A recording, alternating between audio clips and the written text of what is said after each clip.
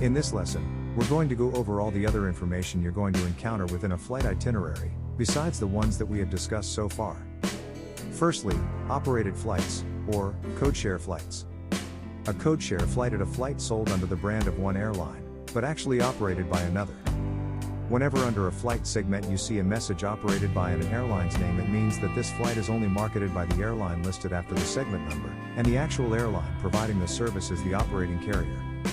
For example, in this case, third segment is marketed and sold by United Airlines, but the actual provider of this flight is Air Japan. This is something you always must mention to your clients, especially when it comes to long parts of the journey, for example transatlantic or trans-Pacific flight segments. Client needs to understand which airline he's actually going to fly on, as they tend to mix airlines up. Let's practice and read the itinerary for this flight. But first, pause the video, and try to do it yourself. Now let's check if you have read the itinerary correctly. This flight is a one-way ticket from Memphis to Bangkok, Thailand. It's mostly on United Airlines, and the last segment of the flight is operated by Air Japan. It departs Memphis on the 30th of September, 7 a.m. in the morning, and arrives Bangkok the next day, 1st of October, 9:40 p.m. in the evening. On the way there are two stops, first one in Houston, Texas, for 1 hour and 36 minutes, the next one in Narita, Tokyo for 3 hours. Did you get it right? An airport change is a situation where on one or several of the stops on the way to the final destination, the passenger needs to check out and transfer to another airport in the area, to get on the next flight. This is very inconvenient, requires time and extra spendings, as luggage needs to be checked out and all over again, as well as transported to the other airport in a city that the client probably doesn't know how to get around in, which adds extra stress to the journey. This also may require additional documents or a visa. This is why all such situations need to be discussed with the flight, whether he or she is going to be okay with such a flight. The upside is that since no one usually wants such tickets, in a situation where all low prices for a particular direction are sold out, this is an option that still could be available with a cheaper price tag. So if the client is on a budget, he or she might actually consider booking such a flight. The layover time in general cannot be less than 5 hours, to leave enough time for the client to make the journey to another airport.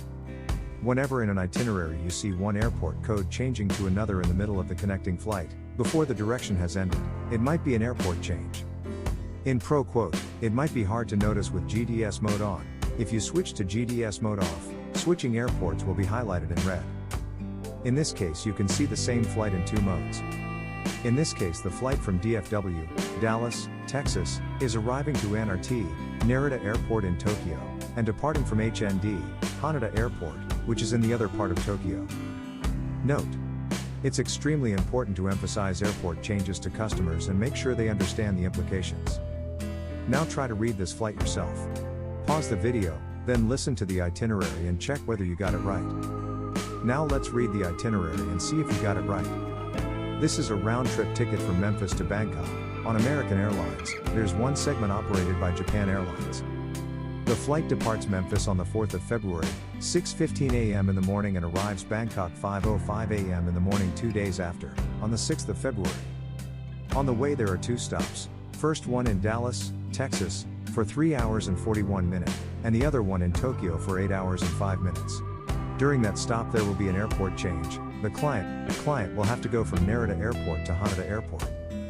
Return flight will be on the 10th of February. Departure from Bangkok is 10:05 p.m. in the evening and arrival to Memphis is on the 11th 8:19 p.m. On the way there's two stops, first one in Haneda Airport for 13 hours and 55 minutes, the second one is in Dallas for 2 hours and 5 minutes. Did you get it right? Feel free to rewind and do it again yourself. An overnight stay is a situation where there's a long layover on the way to the destination, arriving to the airport in the evening or night time, and departing for the next flight only the next day.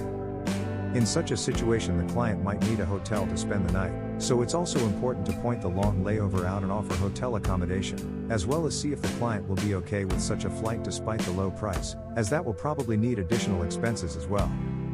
When you see these flights in pro quote with GDS mode off or on, there will be a moon symbol indicating the overnight stay in the left side next to the itinerary.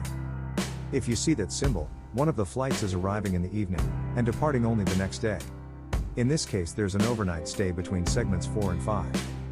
The flight from BKK, Bangkok arrives to Abu Dhabi at 12:15 a.m. and departs only 10:10 a.m., so the layover is 8 hours and 5 minutes.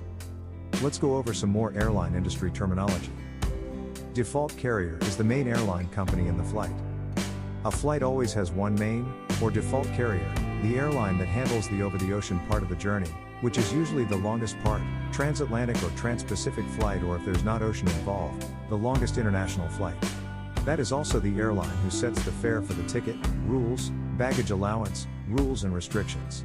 The other airlines involved in the flight are supporting airlines, or in airline terminology, feeders. Those are partner airlines which participate in the ticket, and match the rules, restrictions, baggage allowance of the main airline. So let's go over this again. Default carrier is main airline, handling main part of the journey. Feeder is the supporting airline, handling connecting flights. In this example, the main flight is on segments 2 and 5. Flight from ORD Chicago to BRU, Brussels, Belgium, and the return flight returned from Brussels to IAD, Washington. In this case it's LH, Lufthansa operated by UA, United, meaning the default carrier is United Airlines. Remaining airlines are supporting carriers, or feeders, and their flights will be included in the overall price of the airline ticket. Try to read this itinerary. Pause the video and read it yourself. After, listen to the itinerary and compare whether you got it correctly. Okay, let's go over this itinerary. This is a round-trip ticket from Seattle, Washington to Accra, Ghana. The flight has 2 stops on both directions. The default, operating carrier is United Airlines, with 2 segments being on Brussels Airlines. The flight departs on the 27th of August, 10:30 a.m. from Seattle, arriving Accra the next day 3:20 p.m. There are 2 stops on the way, first one in Chicago, for 1 hour and 26 minutes, the other one in Brussels, Belgium, for 1 hour and 35 minutes. The return flight is on the 10th of September. Departing Accra 10:05 p.m. in the evening, arriving Seattle next day, 8:30 p.m. On the way there are 2 stops, first one in Brussels, for 5 hours and 20 minutes, and the other one in Chicago, for 3 hours and 20 minutes. Did you get it right?